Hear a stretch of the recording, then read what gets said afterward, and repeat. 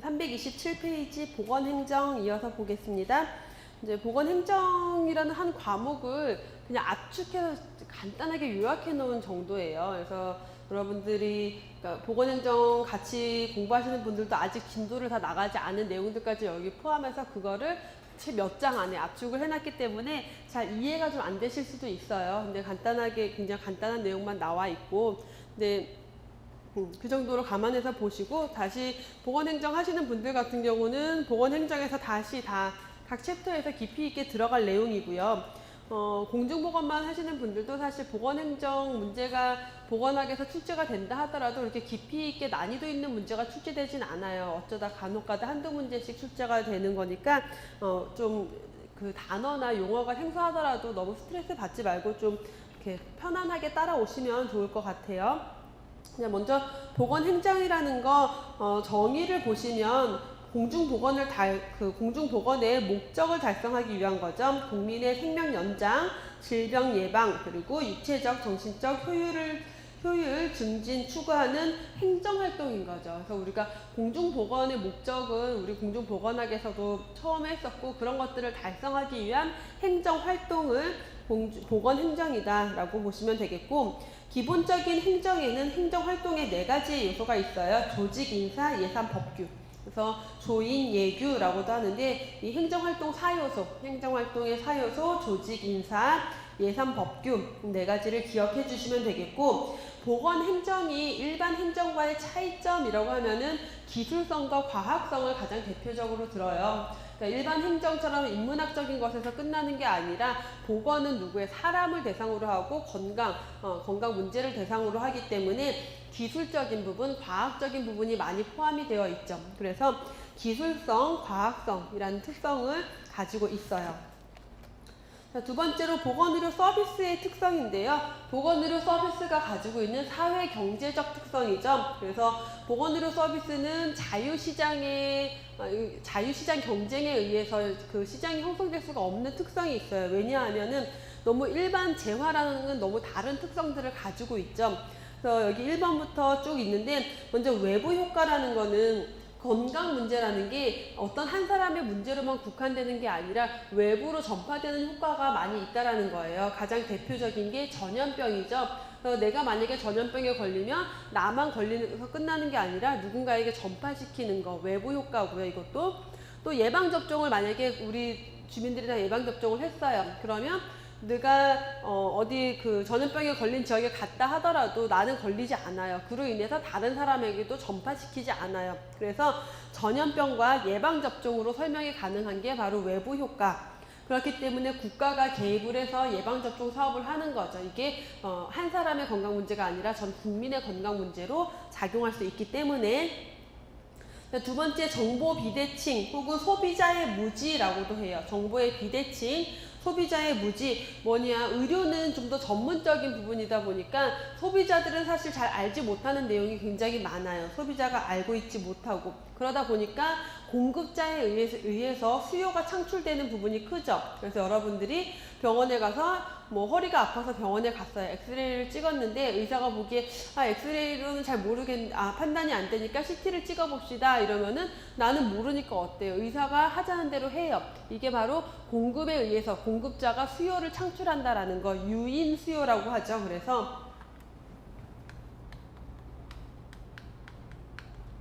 수요를 유인한다라고 해서 유인 수요. 그래서 여기 세이스 로우라고 되어 있죠. 세이스 로우가 바로 세이라는 학자가 말한 법칙이에요. 세이의 법칙에 의해서 공급이 수요를 창출한다라는 거. 의료시장이 그게 가장 크죠. 그렇기 때문에 소비자의 무지, 그래서 국가의 또 개입, 간섭이 필요할 수밖에 없는 거죠. 그런 수요 창출뿐만 아니라, 그러니까 소비자는 의료에 대한 지식이 없을 뿐만 아니라 병원에 대한 정보도 없어요. 정보가 비대칭한 거죠. 그러니까 병원은 그래서 이 병원의 뭐 항생제 처방률, 합병증 발생률 그런 것들을 어때요? 국가가 개입하고 간섭해서 심평원에서 공지를 하기도 하죠. 소비자에게 알려주기 위해서. 자, 세 번째, 의료 공급의 비탄력성. 의료는 굉장히 비탄력적인 특성을 가지고 있어요. 경제학적인 용어라고 했죠. 탄력적이라는 거, 가격이 1,000원 오르면은 더 사요. 가격이 1,000원, 2,000원 오르면은 나는 저거 안 살 거예요. 물값이 옛날에 500원이었는데 갑자기 2,000원으로 올랐다. 그럼 그 물 안 사 먹겠죠? 이게 탄력성이라는 거죠. 가격에 의해서 탄력적으로 움직이는데 의료는 어때요? 냉장 수술하는데 30만 원 하다가 500만 원으로 올랐어요. 근데 냉장이 터졌어요. 어떻게 해야 돼요? 수술해야 되잖아요. 비탄력적이에요. 아무리 가격이 움직여도 거기에 반응할 수 없어요. 그냥 필요하면 이용해야 된다라는 거. 주로 응급의료가 가장 거기에 부합이 되죠.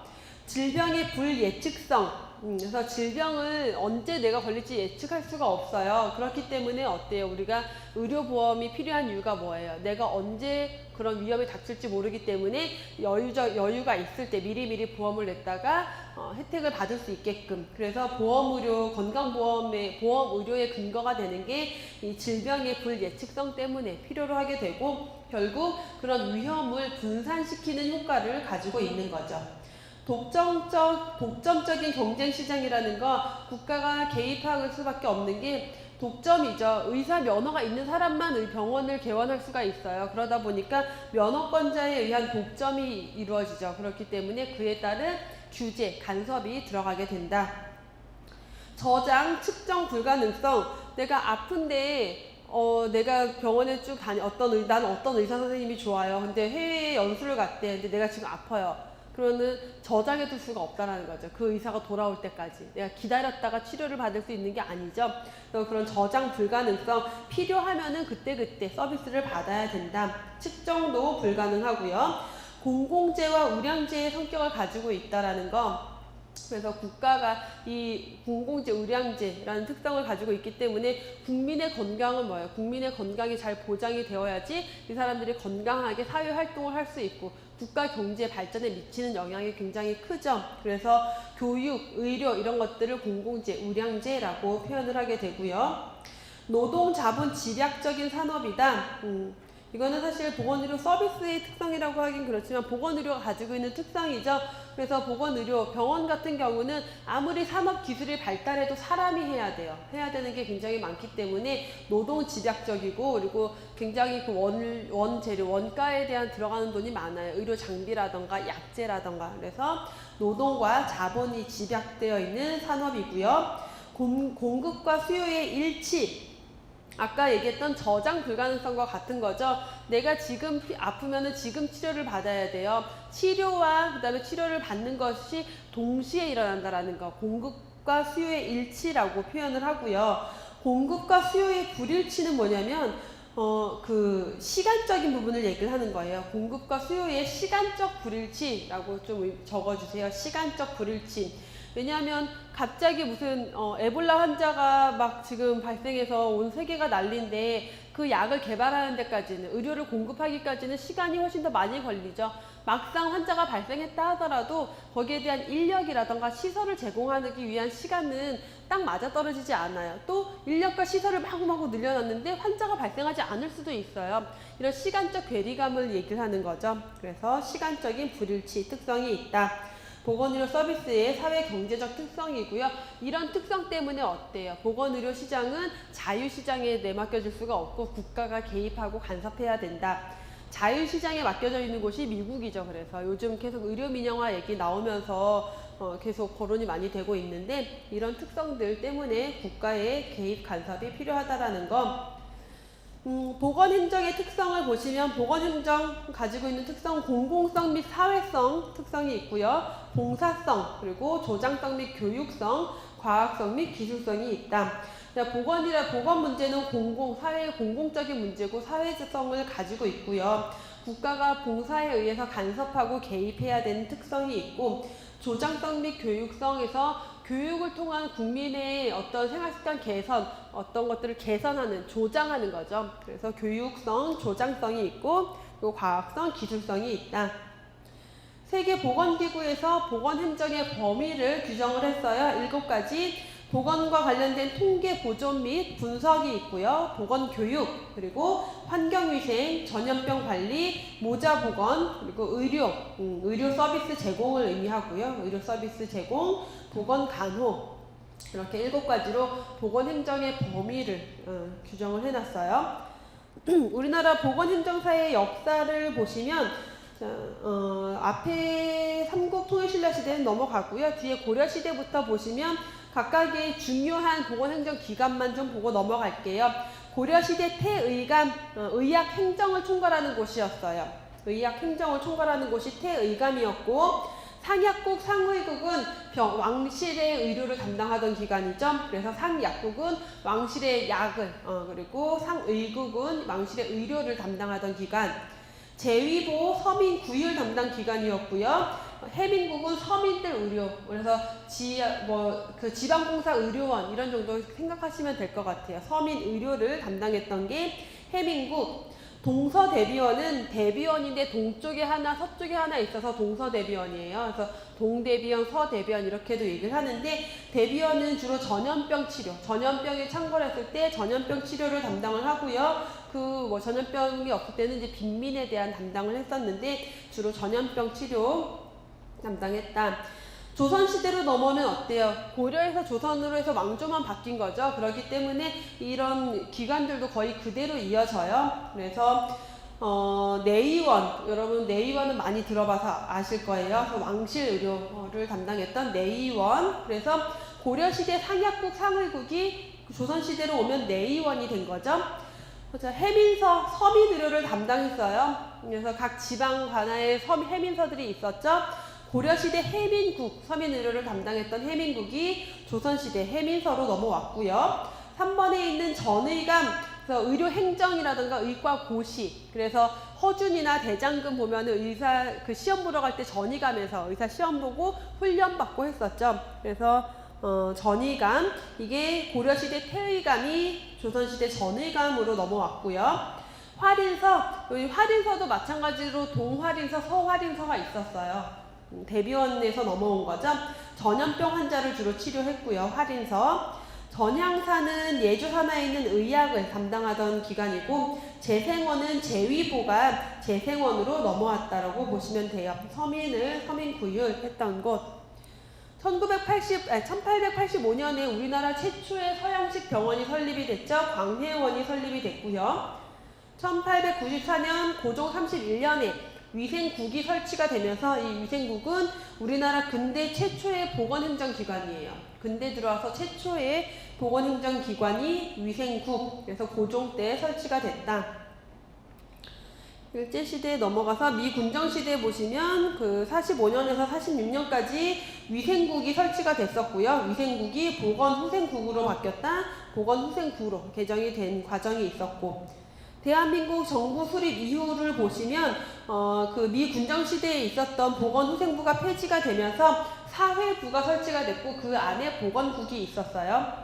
1949년에 보건국을 보건부로 승격을 시켰죠. 이때 역사적으로 우리나라는 WHO에 가입이 됐죠. 1949년 WHO 가입도 있었고, 여기서 깜짝 퀴즈 해보면 우리나라는 어느 지역사무소에 가입이 되어 있어요?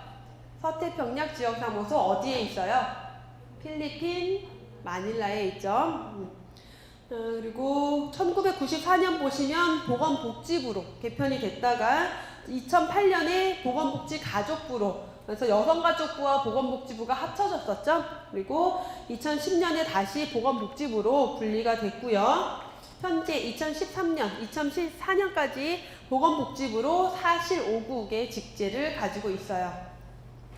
근대 이후 보건행정조직 변천 보시면 그래서 위생국, 보건후생부, 보건부, 보건사회부, 보건복지부, 보건복지가족부, 보건복지부로 쭉 흐름이 이어졌다.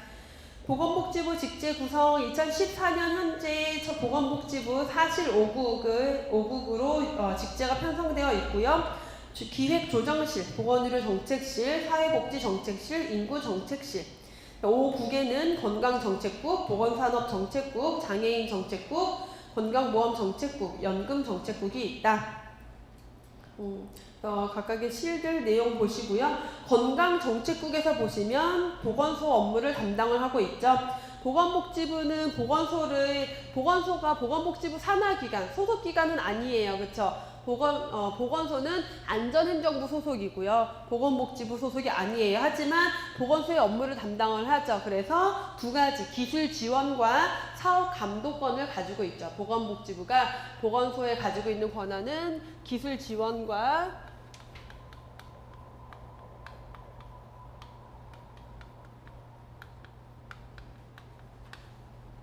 사업 감독권을 가지고 있죠. 그래서 보건복지부에서 보건소에 가지고 있는 권한을, 그래서 인사라던가 예산, 조직과 관련된 권한은 없어요. 그런 건 다 지역 안전행정부 소속이기 때문에 그 보건소의 인사, 예산, 무슨 조직관리 그런 것들은 권한이 없고 사업감독, 기술 지원의 권한만 가지고 있다라는 거 기억을 좀 하시고요.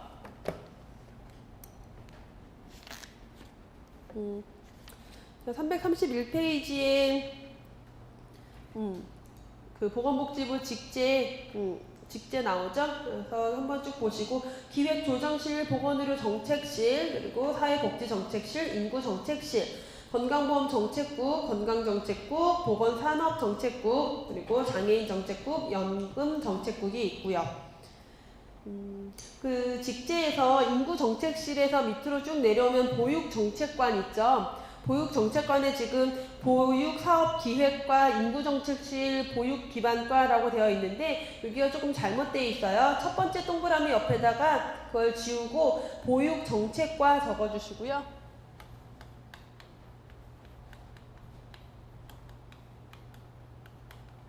보육정책과 적어주시고 그 아래 칸 인구정책실을 지우고 위에 있는 보육사업기획과가 여기에요. 보육사업기획과 그리고 보육기반과 그대로 이해되셨나요?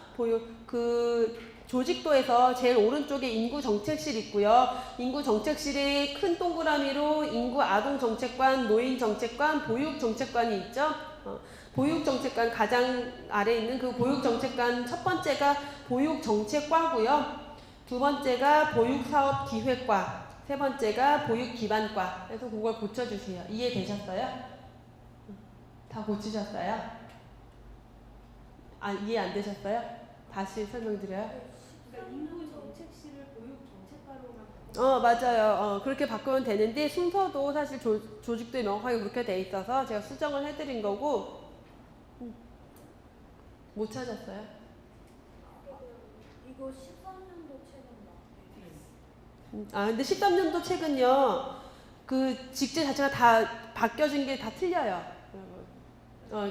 그 직제 자체가 다 틀려요. 13년도 걸로 보시면은 14년도 거에 아마 기초연금 사업 지원단도 없을 거고요. 중간중간에 내용이 좀 많이 바뀐 내용들이 몇 개가 있어요. 그래서 이거 혹시 옛날 책 가지고 계신 분들 이거 제가 보건행정에서는 나눠드렸고요. 그렇죠? 그러니까 보건행정에서 새로 나눠드렸으니까 그거 보셔도 되고, 공중보건만 듣는 분들도 사실 뭐 공중보건에서 이 직제까지 중요한 건 아닌데 그래도 이제 교재에 약간 오류가 있으니까 보건복지부 홈페이지 들어가면 조직도 있어요. 보건복지부 소개에 가면 조직도 있으니까 그거 내용 보셔도 돼요. 왜냐면 조직도는 해마다 약간씩 바뀌어요. 그렇기 때문에 바뀐 내용들을 그냥 참고해서 좀 보시는 게 좋을 것 같아요. 자, 332페이지 넘어갈게요. 보건소가 나와요. 보건소는 안전행정부 소속으로 우리나라 보건행정의 실행기관이죠. 보건사업의 일선 집행기관이다. 일선 행정기관이죠. 그래서 보건사업의 효시를 보시면은 영국에서 처음 윌리엄 레스본에 의해서 영국 리버풀시에서 최초의 가정보건사업, 그런 보건소가 시작이 됐고요. 우리나라는 1962년에 보건소법이 개정이 되면서 최초의 보건소가 운영이 되었던 게 1962년이에요. 조직 구성 안전행정부 소속으로 시군구 지방단체장의 지휘 감독을 받게 되죠. 자, 보건지 공무원 직급 5급부터 9급까지 있고요. 설치 기준 시군구별로 1개소씩 설치하게 되고, 면에는 보건지소가 설치가 되고요. 리동에 보건진료소가 설치가 되고요. 자, 중요한 내용 보건소의 업무예요. 여기에서 가장 많이 출제됐던 것 중에 하나가 보건소의 업무. 보건소 업무는 보건행정, 공중보건 가리지 않고 출제가 많이 됐었으니까 보시는데 우리 전 시간에 국민건강증진법에서 보건소의 업무 봤었어요. 법규집에서. 그쵸? 여기에 있는 보건소의 업무는 지역보건법에서 제시하고 있는 보건소의 업무예요. 그래서 문제가 국민건강증진법에서 제시하고 있는 보건소의 업무를 물어보는 건지 지역보건법에서 제시하는 보건소의 업무를 물어보는 건지 얘네 두 개를 구분해서 기억하실 필요가 있다라는 거. 내용 보시면 국민건강증진, 보건교육, 구강보건, 영양관리 사업을 하게 되고요. 감염병 예방과 관리 및 진료, 그리고 모자보건, 가족계획, 노인보건 사업, 공중위생 및 식품위생, 의료인 및 의료기관에 대한 지도 등에 관한 사항, 의료기사, 의무기록사 및 안경사에 대한 지도 등에 관한 사항, 응급의료에 관한 사항, 공중보건의사, 보건진료원, 보건진료소에 대한 지도 등에 관한 사항, 약사에 관한 사항과 마약, 향정신성 의약품 관리에 관한 사항, 정신보건에 관한 사항, 가정, 사회복지시설 등을 방문하여 행하는 보건의료 사업, 방문 간호 사업이죠. 그리고 지역 주민에 대한 치료, 건강진단 및 만성퇴행성 질환 등 질병 관리에 관한 사항, 그리고 보건에 관한 실험 및 검사에 관한 사항, 장애인의 재활사업, 기타 복지부령으로 정하는 사회복지사업, 그리고 보건의료의 향상 증진, 이를 위한 연구 등에 관한 사항. 그래서 여기에서는 이 16가지를 다 골고루 막 섞어서 문제를 내요. 그리고 헷갈리게 문제를 내요. 예를 들면 기타 지역주민 보건의료의 향상 증진 및 이를 위한 예산 지원 사업. 이런 식으로, 그러니까 뒤에 연구 등에 관한 사항인데 거기를 예산으로 바꾼다거나 뭐 지도 관리인데 다른 내용으로 넣거나 이런 식으로 바꿔서 내니까 좀 헷갈리실 수가 있어요. 여기서 뭐 오답으로 이제 자주 출제되는 것들 중에 하나가 학교 보건과 관련된 거, 학교 보건 없어요. 보건 교육이에요. 환경위생 여기 포함 안 돼요. 환경위생 이런 거 없고, 무슨 보건식품에 관한 검사평가 이런 것도 아니죠. 여기 안 들어가죠. 의약품 관리 점검 이런 거 다 오답으로 출제 가능한 내용들, 혹은 정신보건에 관한 사항인데 정신질환 관리. 그래서 정신보건에 관한 사항과 정신질환 관리랑은 다른 거죠. 질환관리이기 때문에. 그래서 이런 식으로 비슷하지만 약간의 의미를 다르게 해서 문제가 출제가 되니까 좀 명확하게 얘를 기억하실 필요는 있으세요.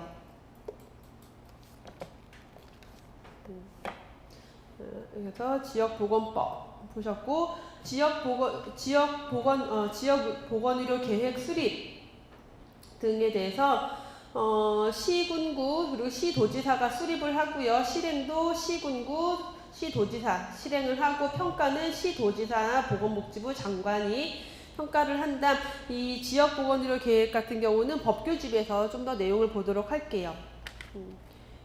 자, 여기에서 우리 지금 지역보건법 마저 하고 보는 게 나을까요?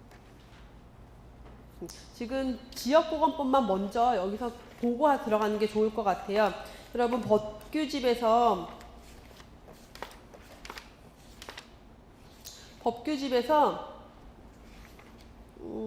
59페이지 보시면 지역보건법 나와 있거든요. 우리가 방금 공부한 내용이니까 이어서 법규집 내용을 좀 볼게요. 지역보건법의 목적 한번 읽어보시고요. 뒤로 넘겨서 보시면은 방금 우리가 지역보건의료 계획 수립과 관련된 내용을 봤어요. 그쵸? 그 내용을 보시면, 자, 3번의 지역보건의료 계획의 수립. 그래서 시장, 군수, 구청장은 지역 주민, 보건의료 관련 기관, 단체 및 전문가 의견을 들어 그 시군구의 지역보건의료 계획을 수립하고 난 다음에 그 의결을 해서 시도지사에게 제출을 해야 돼요. 그래서 우리 방금 했던 수립 누가 하는지 나와 있었죠? 시장, 군수, 구청장. 또 시군구의 지역보건의료 계획을 제출받은 시도지사는 시군구 지역주민, 보건의료기관, 단체, 전문가 의견을 들어 시도의 지역보건의료 계획을 수립하고 그것을 시도에 의결해서 보건복지부 장관에게 제출을 해요. 그래서 시군구, 시장, 군수, 구청장은 시군구의 보건의료 계획을 수립해서 시도에 제출을 하고, 시도지사는 그걸 받아서 또 시도에 지역보건의료 계획을 수립을 해서 보건복지부 장관에게 제출을 하죠. 시도지사 그리고 시장, 군수, 구청장은 지역 보건의료 계획을 수립함에 있어 뭐 단체 등의 자료 제공 협력 요청할 수 있고 요거는 좀 보셔도 되겠고 밑에 4번에 보시면은 보건복지부 장관 또는 시도지사는 지역보건의료 계획 내용에 관하여 필요하다고 인정하는 경우 시도지사 그리고 시장군수구청장에게 조정을 권고할 수 있다라는 내용이 있고요. 4번의 지역보건의료 계획의 내용이에요. 그래서 지역보건의료 계획에는 이런 내용들을 포함을 해야 한다라고 규정을 하고 있어요. 그 첫 번째가 보건의료 수요를 측정해야 하고요. 두 번째, 보건의료에 관한 장단기 공급 대책을 수립해야 하고 인력, 조직, 재정 등 보건의료 자원의 조달 및 관리의 내용이 포함이 되어야 하고요. 보건의료 전달 체계 그리고 지역 보건의료에 관한 통계의 수집 및 정리 이 5가지 내용이 지역 보건의료 계획 내용에 포함이 되어야 한다라고 규정을 하고 있고 거기에서 8번으로 내려와서 보시면요. 또 지역보건의료 계획의 내용이 나오죠. 이 내용은 시행령이에요.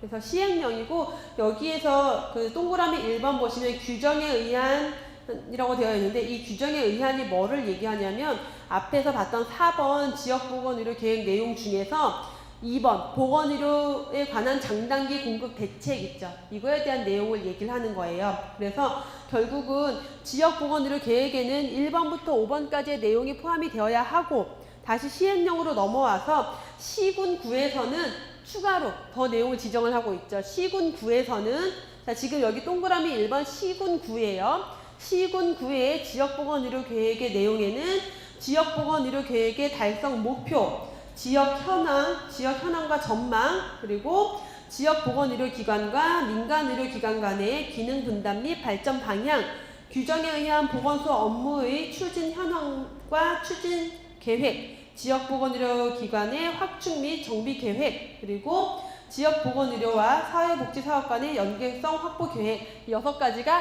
시군구의 지역 보건의료 계획에 추가로 더 포함이 되어야 하고요. 동그라미 2번 보시면은 시도의 지역보건의료 계획에는 위에 있는 그 시군구 거 말고 추가로 더 있어야 된다라는 거예요. 그게 의료기관 병상 수급에 관한 사항, 그리고 전문치료시설의 수급에 관한 사항, 그 다음에 시군구 지역보건의료기관 설치 운영의 지원에 관한 사항, 인력 교육 훈련에 관한 사항. 그래서 이 앞에 1번부터 6번은 시군구에 들어갈 내용, 그 다음에 다시 밑에 있는 1번부터 4번은 시도에서 추가로 더 해야 될 내용. 그거를 시군구냐 시도냐 좀 구분해서 기억을 하실 필요가 있어요. 그래서 지역보건의료 계획 전체 내용을 묻는 문제가 출제가 된 적이 있었고 시군구의 지역보건의료 계획의 내용에 해당하지 않는 것은 하고 1번부터 6번 중에서 쓰고 그다음에 시도에서 하는 뭐 정신질환 등 치료를 위한 전문 치료시설의 수급에 관한 사항 이렇게 보기를 넣어서 찾는 문제가 출제가 되기도 했었고요. 좀 내용이 어렵게 느껴지지만 몇 번 반복해서 보면은 오히려 익숙하게 보실 수가 있고 내용 자체가 시도는 좀 커요. 병상 수급, 시설 수급, 병상 수급, 시설 수급, 지원 이런 거예요 주로. 그렇기 때문에 시군구보다는 좀 더 범위가 큰 사업을 한다라는 거를 여러분이 내용을 잘 보면은 이해하실 수가 있으니까 여기까지 해서 지역보건법 내용을 같이 마무리를 하고요. 보건행정 원리 다시 들어갈게요. 자, 333페이지 보건행정의 원리. 의료의 목표를 보면은 의료는 기본적으로 양질의 총괄적인 의료, 포괄적인 의료를 의미하겠죠. 양질의 의료를 모든 사람에게 필요한 때에 공급하는데 그 의료의 목적이 있다.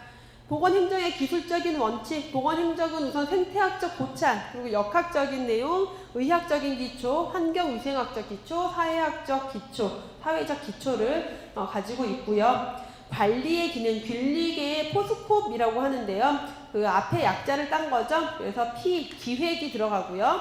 O, 조직, 그리고 스태핑, 인사, 디렉팅, 지휘, 그리고 코디네이팅, 조정, 리포팅, 보고, 버제팅, 예산 이라고 해서 균리계 관리 7가지의 관리 기능이라고 하는데 포스콥이라고 읽게 돼요. 자, 이런 관리 과정을 거친다라는 의미고요. 조직의 형태를 크게 개선조직, 만료조직, 보조조직이라고 나누고 있는데 개선조직이라 하면 우리가 흔히 알고 있는 조직 구조 과장님, 부장님, 차장님, 대리, 사원 이런 거 있죠. 조직 구조, 직제 국제를 계층제의 구조, 층을 가지고 있는 구조를 의미를 하죠. 그래서 조직의 장부터 국장, 과장, 개원에 이르면서 명령 관계를 가지고 있죠. 수직적인 조직 형태로 명령적, 집행적 기능을 갖는 게 개선 조직이다. 그래서 조직의 형태에서 1차 조직이라고도 하고요. 권한과 책임을 가지고 있는 조직 구조가 개선 조직이에요. 그래서 권한, 책임을 가지고 있다라는 거. 막료 조직은 2차 조직이라고도 하고요. 개선 조직과는 다르게 권한, 책임이 없어요. 개선 조직은 권한과 책임을 가지고 있고 막료 조직은 권한과 책임이 없다. 누구냐면은 보통 이렇게 그 자문기관, 자문단 이런 것들이죠. 그래서 대규모 조직에서 전문적 지식과 기술로 조언, 자문을 하는 기능을 가지고 있는 게 막료 조직이죠. 그렇기 때문에 직접적인 직제로 편성되어 있지 않고 보통 연구원장 이런 식으로 따로 떨어져 있고요. 직접적으로 명령을 하거나 지휘하지 않고 책임도 가지고 있지 않아요. 보조조직은 보통은 개선조직과 막료조직 두 가지로 기본적으로 보고요. 보조조직은 개선조직을 좀 더 보완하기 위한, 보조하기 위한 기능을 가지고 있다 정도로만 보시면 되겠어요. 자, 조직의 7가지 원리, 조직이 가지고 있는 원리, 우선 계층제의 원리. 계층이라 하면 아까처럼 직제가 편성되어 있는 걸 얘기죠. 국장, 과장, 개원 이런 식의 계층을 가지고 있고요. 이 계층은 권한, 책임, 의무에 따라서 계층이 나뉘게 되죠. 좀 더 계층 위로 올라갈수록 권한도 많아지고 책임도 많아지고 계층 간의 권한과 책임을 배분하고 이 계층을 통해서 명령을 하고 지휘하고 감독하는 것이 가능해지기 때문에 이 계층제의 원리는 결국 의사소통의 통로가 되기도 해요. 계층을 따라 의사소통을 할 수가 있는 거죠. 계층제의 원리. 명령 통일의 원리, 명령은 한 조직 내에서 명령을 한 사람에게 받아야 된다는 거예요. 명령을 이쪽 부장님 저쪽 부장님이 나한테 막 하게 되면은 업무에 혼선이 올 수가 있겠죠. 그래서 한 명의 상관으로부터만 명령과 지시를 받고 마찬가지로 보고 또한 한 명의 상관한테 해야 된다라는 원리. 통솔 범위의 원리는 인간이 가지고 있는 주의력의 한계가 있다라는 개념이죠. 그래서 관리 한계의 원리라고도 하는데 한 사람의 관리자에게 너무 많은 부하 직원을 두게 되면은 그 관리의 범위가 벗어날 수밖에 없어요. 그래서 통솔 범위가 적절해야 된다라는 거. 통솔자가 효과적으로 지도 감독할 수 있는 부하 직원의 수를 통솔 범위의 원리라고 보시고요.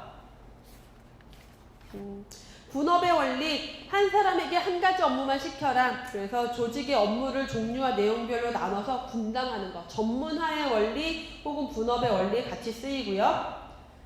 조정의 원리 혹은 행동 통일의 원리라고도 해요. 행동 통일의 원리, 목표 통일의 원리. 그래서 조정의 원리는 구성원이 어떤 공동 목적을 달성할 수 있게 조정하고 배열하는 거예요. 질서 있게 배열하는 원리가 조정의 원리. 그리고 목적의 원리, 장기적 목적과 단기적 목적이 설정되어 있다. 일치의 원리는 권한과 책임이 일치되어야 한다. 그래서 주요한 가장 원리는 1번부터 5번까지가 그 조직에서의 주요한 원리라고 보시면 돼요. 자, 그리고 내려와서 보건행정의 계획 기법이에요. 어떤 기획하고 사업을 계획할 때 사용되는 기법들이라고 보시면 되겠고, PPBS는 플래닝, 프로그래밍, 버제팅 시스템. 그래서 계획, 사업, 예산 시스템이에요. 계획하고 사업을 만들고 예산을 짜는 그런 시스템이다. 다시 말해서 장기적인 목표와 단기적인 예산을 능률적으로 결합시키는 계획 기법이라고 하는데, 어떤 사업의 계획을 어떻게 장기적으로 5개년 계획 이렇게 세워요. 그 다음에 그 사업에 대한 그 실시 계획을 다 세우고 거기에 따라서 단기적으로 1년 단위로 예산을 부여하는 거죠. 그래서 장기적인 계획과 장기적인 목표와 단기적인 예산이 결합된다라는 표현이 쓰여지죠. 결국 이런 것들을 통해서 자원 배분을 좀 더 효율적으로 하기 위한 거예요. 장기적 목표 달성을 위해서 단기적으로 어떻게 예산이 들어가는지, 그래서 자원의 배분을 효율적으로 하기 위한 그 정책 결정 방법이다라고 생각을 하실 수 있겠죠. 자원 배분의 효율성을 높이기 위한 정책 결정 방법이고요. 그래서 각각의 사업별로 계획을 세우게 되고 각각의 사업별로 사업 계획을, 실시 계획을 세우고 거기에 따라서 단기간에 예산을 책정한다. 2번에 보시면 그래서 자원 배정, 능률적 그 자원을 배정하고 능률적으로 계획하는 방법이다라고 하고 있는데 2번은 OR 운영 연구라고 해서 2차 대전 당시의 군사 작전상 문제 해결을 위해서 고안된 의사 결정의 수학적 방법이에요. 그래서 의사 결정을 그냥 하는 게 아니라 어떤 체계적이고 그 집행하고 다 그 운영할 수 있도록 조사 연구하기 위해서 만들어진 방법이라고 보시면 되겠고, 이런 계획 기법이라던가 행정의 많은 기법들이 대부분은 그 2차 세계대전 혹은 미 국방성에서 많이 나와요. 그래서 그러니까 그 전시에 효율적인 어떤 작전, 지휘를 위해서 만들어진 게 이런 대부분의 행정 계획 기법들이에요. 거기에서 파생돼서 나온 게 많죠. CBA, CEA 같은 경우는 어떤 평가 방법이라고 보시면 돼요. 계획 기법이라기보다는 어떤 사업에 대한 평가의 방법이다라고 보실 수가 있겠고요. CBA는 Cost Benefit Analysis, 그래서 비용 편익 분석이라고 해요. 어떤 사업을 분석할 때 사용이 되는데 비용 편익 분석, 그래서 여러 가지 사업에 대한 어떤 문제 해결을 위한 대안들이 있잖아요. 그 대안 중에서 했을 때 그 결과를 화폐 단위로 환산을 하는 거예요. 그래서 화폐 단위로 환산을 해봤을 때 뭐가 더 효과적인지를 보는 게 바로 비용 편익 분석이라고 보시면 되겠죠. 그래서 이 CBA, 비용 편익 분석에서의 중요한 키워드는 화폐액으로 표시한다라는 거. 사업의 결과를 화폐액으로, 화폐 단위로 환산해서 표시한다. CEA는 비용 효과 분석이에요. 그래서 목표 달성을 위해서 최소한의 방법으로, 최소한의 자원으로 기대 이익을 얼마큼의 효과를 만들어냈는지를 보는데, 이 CEA, 비용 효과 분석은 화폐 단위로 환산하지 않아요. 그래서 이 두 가지를 구분할 때 화폐 단위로 환산하느냐 안 하느냐를 가장 기본적으로 구분점으로 보실 수가 있고요. PERT는 어떤 작업을 효율적으로 진행하기 위한 하나의 방법이라고 보시면 되겠고요. 어떤 작업을 할 때 작업 순서나 진행 상황을 분석해서 도표로 만들어요. 공정 기법에서 주로, 그러니까 공장이나 이런 데서 주로 사용하는 방법이고요. 그 시간을, 어떤 목표 달성을 위한 시간을 단축하기 위한 방법으로 사용되는 게 PERT. 그래서 사업 평가 및 검열 기술이다라고 간단하게 보시고요. 뒤로 넘기면 SA 체계 분석이라고 나오는데요. 체계 분석은 시스템을 파악해서 평가하는 것, 그리고 각종 사업의 경비, 그 가치에 관한 정보를 제공을 해서 정확하게 분석을 통해서 정보를 제공하고 그 정보를 통해서 정책을 결정하고 수립하고 분석하고 개발하는 그런 방법을 체계 분석이라고 해요. 그래서 어떤 평가를 통해서 정확한 정보를 만들어내고 그 정보를 바탕으로 어떤 사업을 계획하고 수립하고 분석하고 개발한다라는 개념을 가지고 있는 게 체계 분석. 좀 내용이 쉽지 않은 내용인데 되게 간단하게 나와 있어서 여러분들이 약간 이거 듣다가 이거 뭔 소리지 이러실 수 있는데, 나중에 보건행정에서는 좀 더 깊이 있게 이 내용들이 다 들어갈 거예요. 그래서 그때 다시 보시게 될 거고요. 보건기획의 순서가 나오는데, 기획을 할 때 일반적인 기획을 보면은 우선 그러니까 미래 전망이 앞에 있는데 미래 이런 전망을 넣기도 하지만 대부분 목표 설정을 첫 번째로 넣기도 해요. 그러니까 미래 전망이 있고 거기에 대한 목표를 설정하고, 목표 설정하고 나면은 지금 상태가 어떤지 분석을 하죠. 상황 분석을 하고 그 문제를 해결하기 위한 대안을 선택을 하겠죠. 그래서 그 중에서 우선순위를 결정한 다음에 사업을 수행하고 평가하는 일반적인 기획 자체가 이러한 순서를 거친다라는 거. 목표 설정, 상황 분석, 대안 선택, 우선순위 결정, 수행, 평가의 과정을 거친다. 행정의 4대 요소 및 과정에서 행정활동 4요소, 우리 앞에서 행정의 4요소 봤죠? 조직, 인사, 예산, 법규. 조직, 인사, 예산, 법규 4가지가 있었고요. 행정의 과정을 보시면 기획, 조직, 실행, 통제의 과정을 거친다. 이걸 줄여서는 기획, 실행, 통제 과정으로 얘기하기도 하고요. 이 포스코브는 우리 앞에서 봤던 빌릭에 의한 내용이었죠. 빌릭의 7가지 관리 기능도 결국 행정의 과정을 의미하는 거예요. 행정 과정이 이러한 과정을 거친다. 그래서 포스코브에서는 뭐였어요? 기획, 조직, 인사, 지휘, 조정, 보고, 예산 이렇게 진행이 된다라는 거.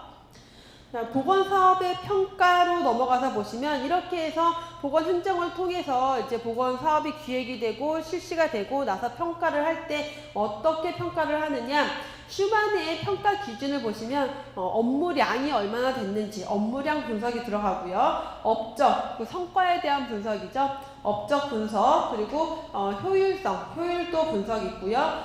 보건사업이 진행되는 과정에 대한 분석, 과정 분석, 그리고 성과의 충족량, 그래서 그 결과, 성과가 얼마나 충족됐는지에 대해서 보는 성과의 충족량까지 해서 보게 돼요.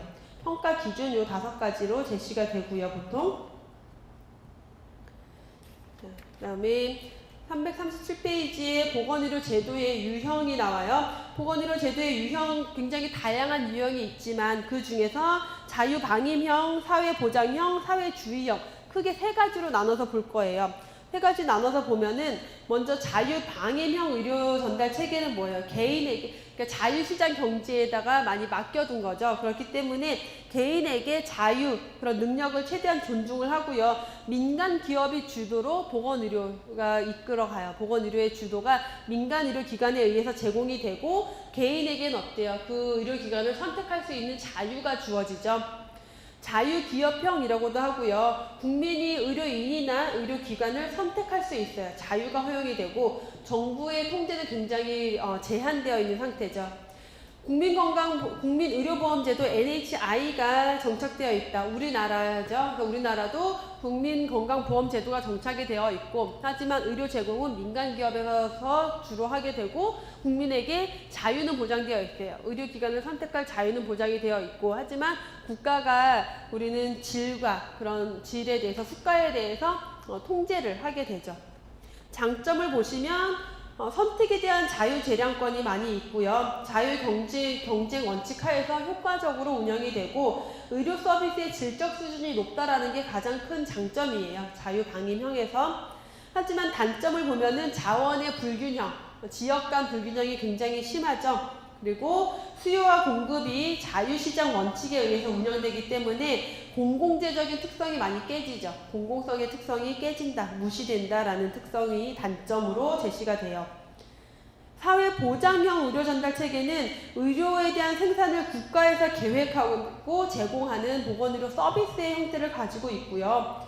국가보건조직에 의해서 주로 조직이 되고 재원 조달을 세금으로 충당을 한다. 국민보건서비스, 영국이 가장 대표적이죠.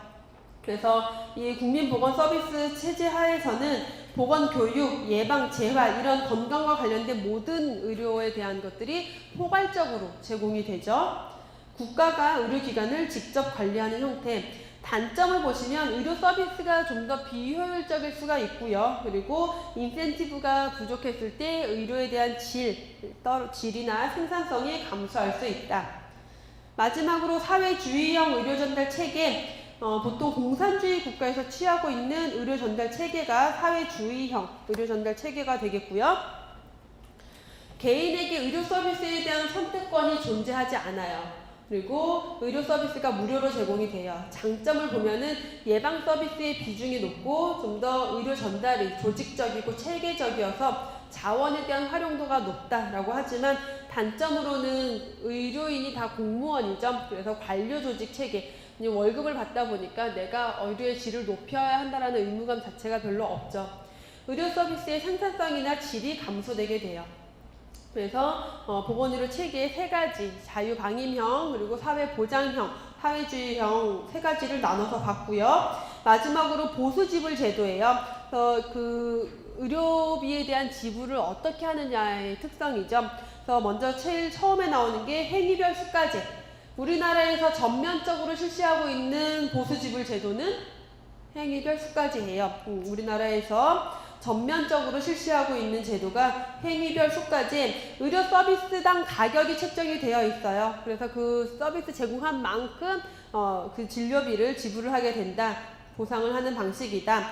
의사의 재량권이 크죠. 본인이 처방하는 만큼 그거에 대한 수가가 책정이 되니까 의료 서비스의 양도 많아지고 질도 좋아지긴 해요. 하지만 단점으로는 과잉 진료가 유발되겠죠. 내가 많이 의료 서비스를 제공할수록 나한테 들어오는 게 많아질 수밖에 없기 때문에 그래서 의료의 남용이 우려가 되고요. 또 행정적으로 굉장히 복잡해요. 왜냐하면 하나 처방할 때마다 그거를 다 청구해야 되잖아요. 심평원으로 심사를 맡기고 청구를 해야 되기 때문에 행정적으로 복잡하고요. 의료비 상승을 유도하는 굉장히 큰 요인이 되는 게 행위별 수가제예요. 그래서 국민 의료비 상승의 요인 중에 하나가 이 행위별 수가제이기도 하고요. 포괄수가제 DRG라고도 하고요.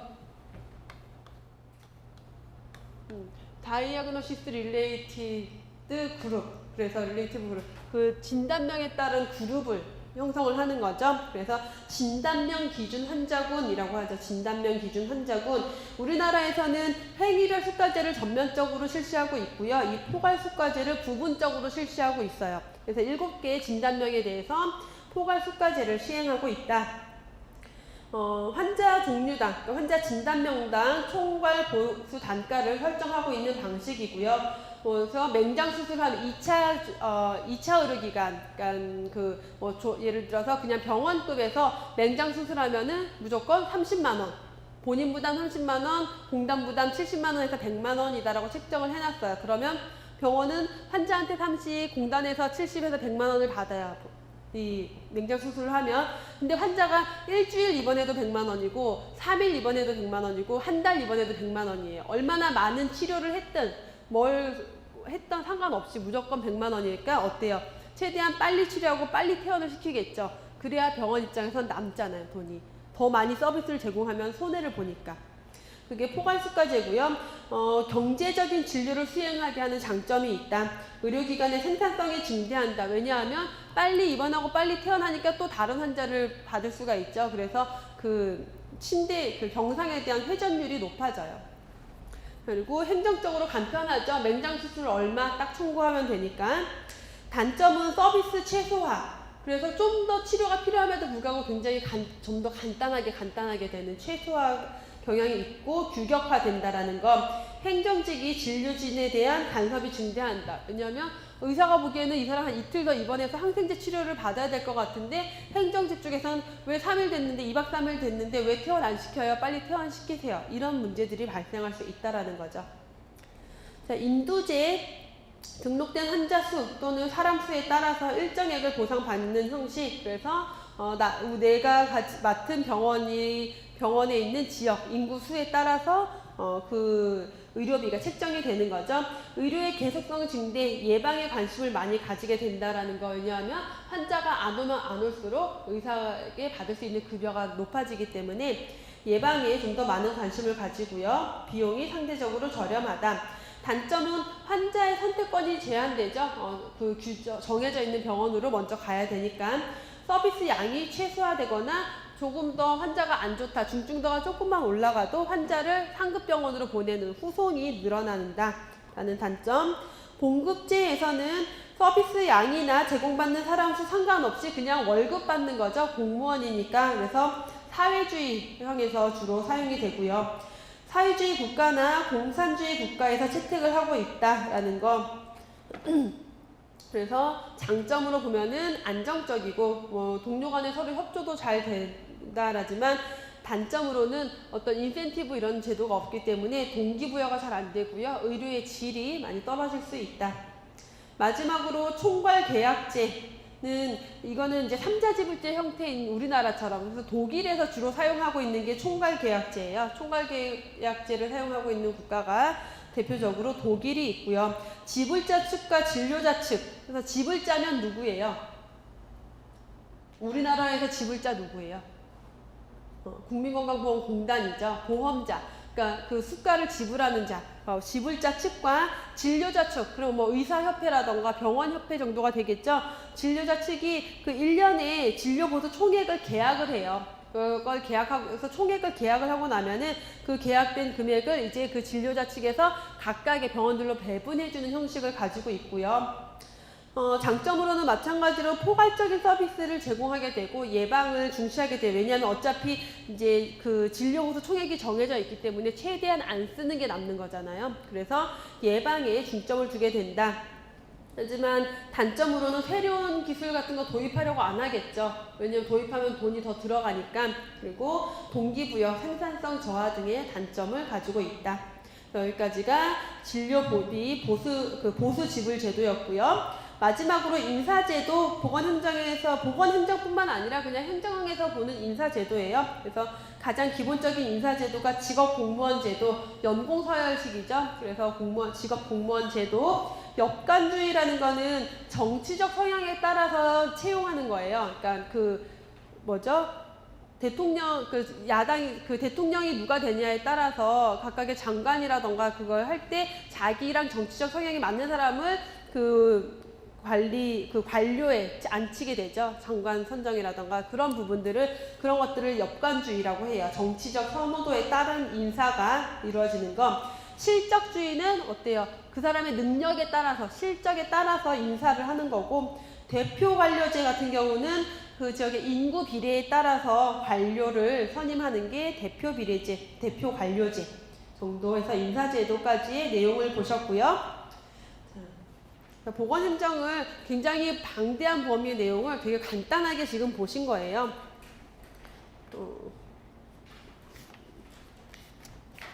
이어서 우리 법규지 보시면 사회보장 58페이지 사회보장 간단하게 있으니까 여기 내용까지만 좀 볼게요.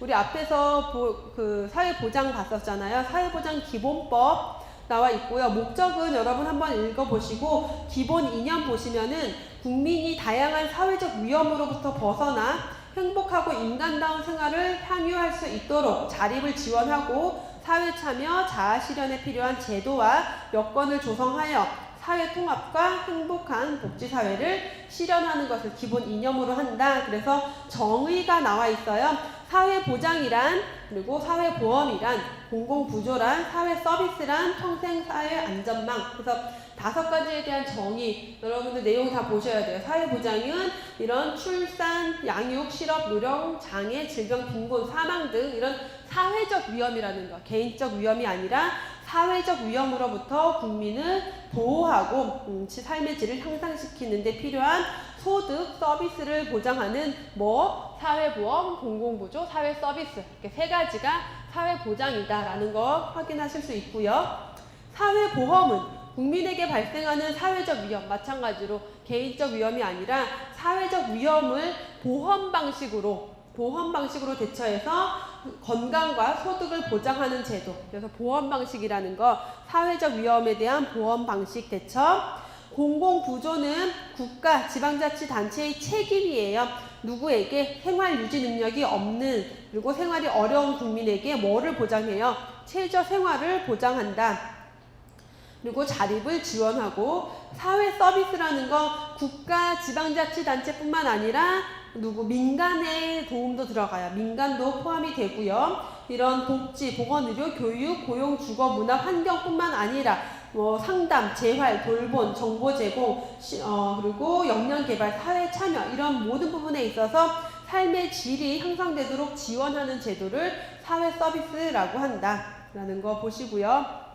자, 나머지 내용들은 좀 보셔도 됐고, 지역보건법은 내용 여러분 아까 살펴봤으니까 여기까지 해서 사회보장기본법을 보셨고요. 자, 우리가 이제 보건행정까지 마무리를 했고, 자, 오늘 여기까지 해서 마무리하고 다음 시간에는 역학으로 내용 들어가도록 할게요. 여러분 수고하셨습니다.